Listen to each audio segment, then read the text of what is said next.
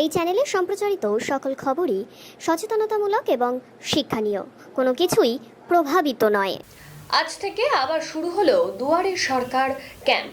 ইতিমধ্যেই মানুষের মধ্যে এক বিরাট সাড়া ফেলে দিয়েছে এই দুয়ারে সরকার ক্যাম্প। লক্ষ্মীর ভাণ্ডার থেকে শুরু করে স্বাস্থ্য সাথী, খাদ্য সাথী, প্রত্যেক প্রকল্পগুলোতে লম্বা লাইন দেখা যাচ্ছে। আজ থেকে শুরু করে 2 তারিখ পর্যন্ত চলবে এই ক্যাম্প। উপস্থিত ছিলেন বড় আটের চেয়ারম্যান তথা 90 নম্বর ওয়ার্ডের পৌর প্রতিনিধি চৈতালি চট্টোপাধ্যায়। কলকাতা পুরসভার অন্তর্ভুক্ত 90 নম্বর ওয়ার্ডের দৃশ্যই আপনাদের সামনে। দেখুন, মানুষ অনেক দিন ধরে চাইছিল যে কবে দুয়ারে সরকার শুরু হবে, কবে দুয়ারে সরকার শুরু হবে।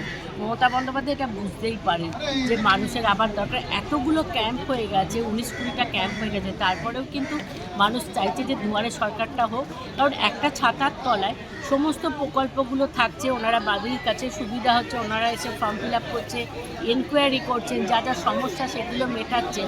তাই এটা তো মমতা বন্দ্যোপাধ্যায় আমাদের সারা বছর ধরে মানুষের পাশে থাকে, এটাই তার প্রমাণ। কতদিন ধরে চলবে এই ক্যাম্পটা? কতদিন ধরে চলবে এই ক্যাম্পটা? এটা 24 থেকে 2 তারিখ অবধি। আজ থেকে প্রথম স্টার্ট হলো, সারা বাংলায় আজকে থেকে স্টার্ট হলো। এই যে মুখ্যমন্ত্রী প্রকল্পগুলো রয়েছে, খাদ্য সাথী থেকে শুরু করে লক্ষ্মীর ভাণ্ডার, কিরকম সাড়া পাচ্ছে বলে? ভালো, যাদের 25 বছর হয়নি তারা এবার 25 বছর যে কমপ্লিট হয়েছে, দেখুন লক্ষ্মী ভাণ্ডারে কিরকম লাইন পড়ছে। অলরেডি মানুষকে ফোন করছে, দিদি কটা অবধি চলবে।